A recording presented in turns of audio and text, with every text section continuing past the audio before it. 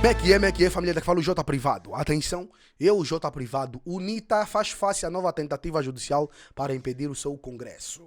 Acordão 700 que anula 13º Congresso da UNITA versus Congresso do MPLA, por Osvaldo Chingombe. Tudo isso e muito mais você acompanha aqui agora no canal MSTV, a TV que chega a você, a TV que não bajula você, mano. Ninguém é família.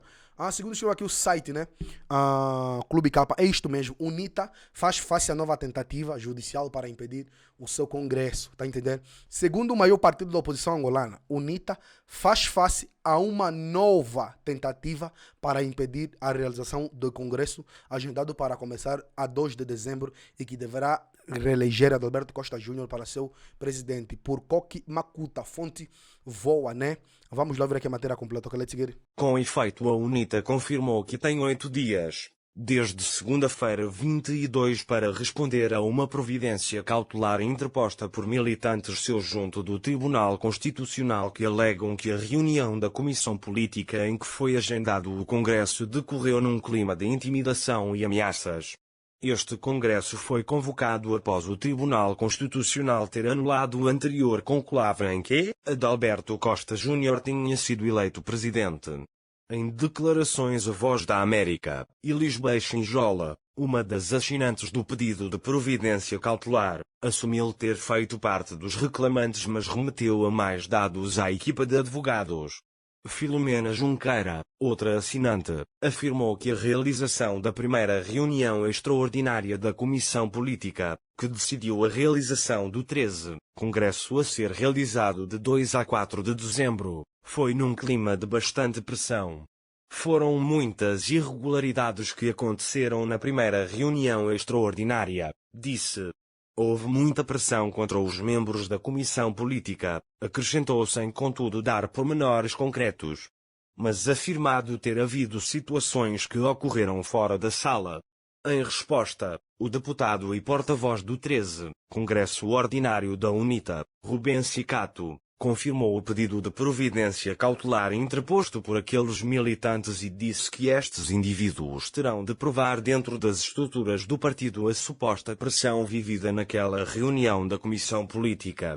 Cicato fez notar que na reunião 94,9% votou a favor, houve um voto contra e algumas abstenções. Se houve pressões, como é que conseguiram votar contra ou votar abstenção? Interrogou. Por outro lado, todos os membros da Comissão Política que estiveram presentes puderam falar aquilo que quiseram falar, ninguém foi impedido de falar, acrescentou.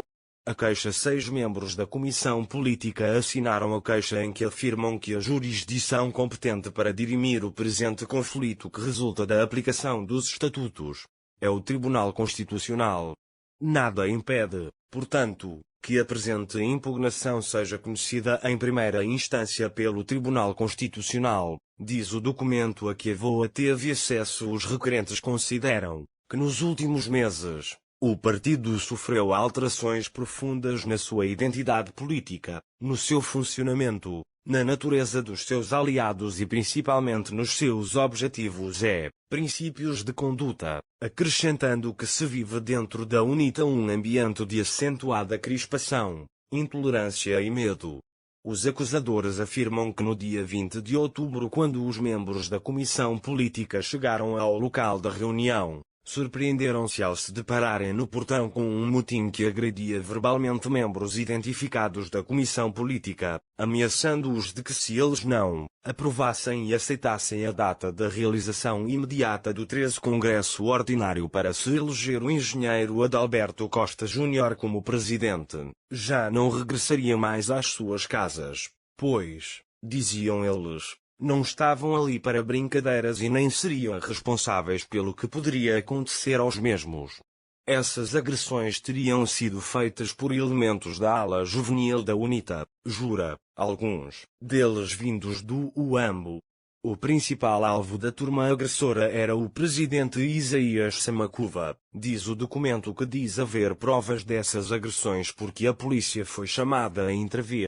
De referir que de tudo o que se assistiu, se narrou e se viu, facilmente se compreende que os principais mandantes foram os secretários provinciais do UAMBO, Luanda e Benguela, todos eles por sinal, deputados, à Assembleia Nacional, afirmam os contestatários para quem dentro da sala de reuniões prevalecia também o ambiente de intimidação e coação.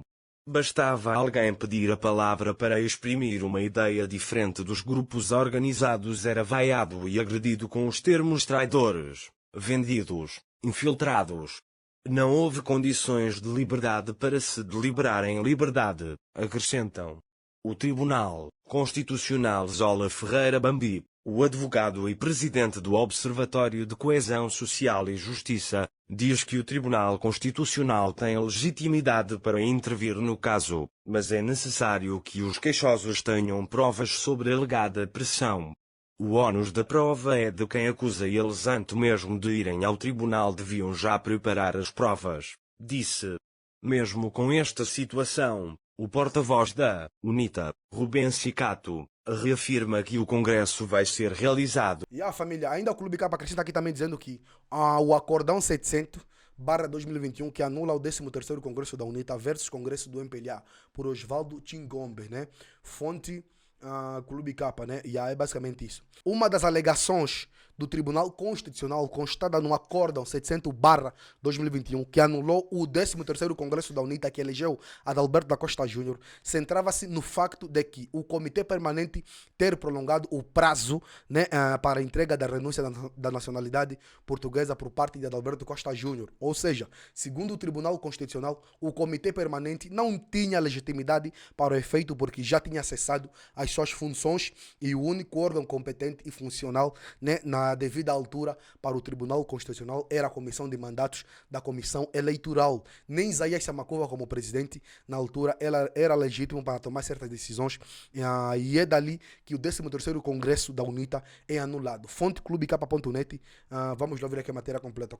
Portanto, hoje o boreal político do MPLA, que equivale na UNITA ao Comitê Permanente, reuniu faltando apenas 16 dias para a realização do 8º Congresso, e a reunião foi conduzido pelo candidato a presidente do partido, João Lourenço. Ou seja, se o Comitê Permanente na altura, mesmo faltando 20 a 30 dias, já não tinha legitimidade, então que legitimidade o boreal político tem em 16 dias da realização do 8º Congresso para abordar certos assuntos e mais? Como é que o candidato e toda a sua direção ainda não cessaram as suas funções? Como já dissemos numa outra análise, o militante João Lourenço, que é candidato ao cadrão máximo do partido, já não tem legitimidade enquanto presidente e já devia cessar todas as suas funções, e qualquer uma reunião ou decisão tomada por ele ou pelos membros do Comitê Central ou boreal político é nula, é ilegítima. Ou seja, nesta altura no MPLA não existe mais nem presidente e nem vice ou secretários-gerais e nem membros do Comitê Central. Todos tornaram-se candidatos, cada um no seu devido lugar. Isto quer dizer que, tal e qual como o TC alegou que só a Comissão de Mandatos tinha legitimidade na UNITA, também serve para o MPLA. Só a Comissão de Mandatos e a Comissão Eleitoral é que tem legitimidade e legalidade para conduzir o partido até a eleição de novos órgãos diretivos que sairão do 8º Congresso previsto para a primeira quinzena de dezembro.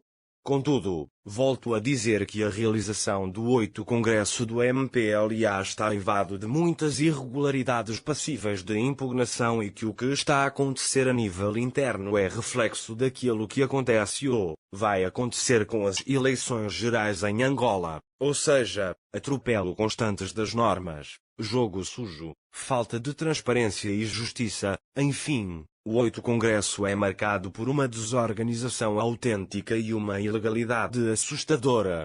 E por outra, o que está a acontecer no MPLA, se fosse com a UNITA, as bocas de alugueres e a imprensa pública fariam disso uma música que seria tocada todos os dias. Osvaldo Chingombe, sociólogo independente e comunicador, analista político. Salute. E a família, o vídeo de hoje foi esse. Se vocês curtiram, sabe o que fazer, se inscrevam no canal, ativem as notificações, partilhem o vídeo, comentem, porque isso também é notícia, você não sabia, então saber perto de nós. Então é notícia. A nossa campanha para aprender a família neta, a família de Leo continua. Os nossos contactos para parceria, divulgação e denúncia estão na descrição do nosso vídeo. Quero assim... Quero saber a opinião, que é muito importante. Tem um dia também lá da próximo vídeo, MSTV. A TV que chega de você, a TV que não vai ajudar você, maniga.